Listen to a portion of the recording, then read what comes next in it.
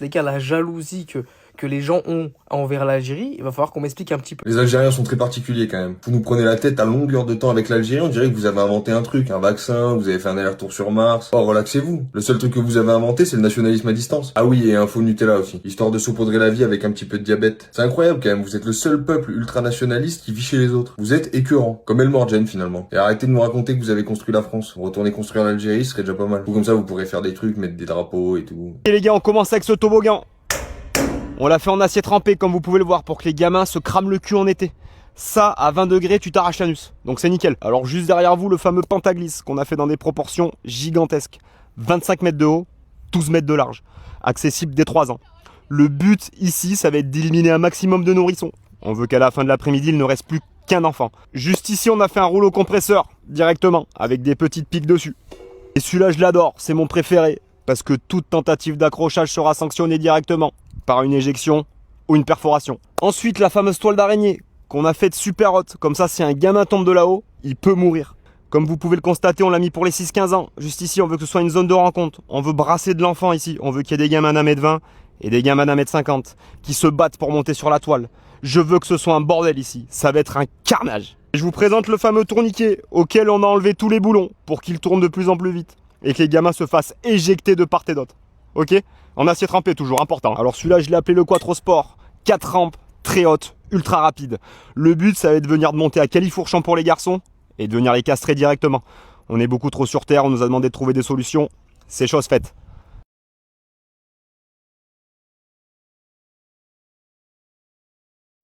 Regarde, tu devineras jamais pourquoi cet homme est en train de tester cet avocat. Et regardez toute la cargaison qu'il y a. Ils sont à l'intérieur d'un container.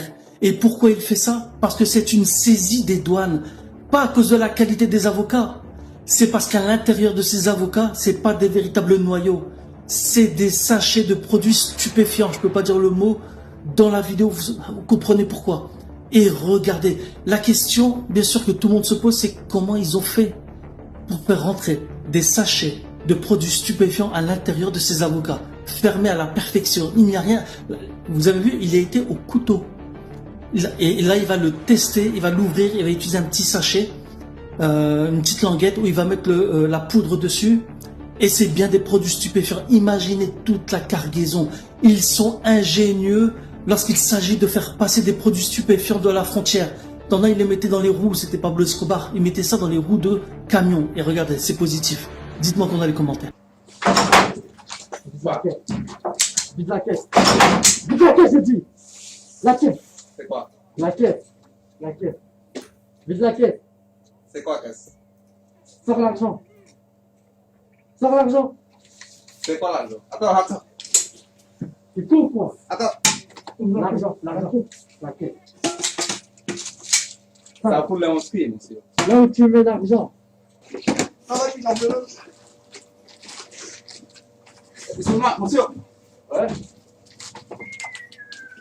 S'il vous plaît. Eh, j'ai rien fait. Voilà. J'ai rien Très fait. bien, il y a du flag. Ouais, C'est j'ai bon, je ne t'occupe pas. Ouais, j'ai rien Allez, fait. tu descends de tout. D'accord. Ouais, j'ai rien Il y a fait. du flag. Tout le monde assis. S'il vous plaît, montrez cette vidéo à vos enfants. Mais vous voyez, ce qui leur est arrivé, c'est la meilleure des choses. Parce que c'est sûr qu'ils ne vont pas recommencer. Imaginez maintenant qu'ils avaient, entre guillemets, réussi, avoir récupéré beaucoup d'argent. Bah, ils allaient recommencer 1 fois, 2 fois, 3 fois, etc. Et c'est là où tu vois que réussir dans une chose haram, interdite, c'est la pire des choses. Pourquoi? Parce que ça va te réconforter dans le fait de continuer à faire cette action. Et sûrement, vous l'avez vécu. Peut-être qu'à un moment donné, dans votre vie, vous étiez sur un mauvais chemin. Et Allah vous a préservé à peu près dans la même situation. Sous RSA les gars, ça fait voilà le bateau de croisière. Merci à tous ceux qui travaillent, continuez de travailler, continuez de payer vos impôts. Dans ma dernière vidéo, on s'en est pris à moi parce que je suis au RSA et je profite de la vie.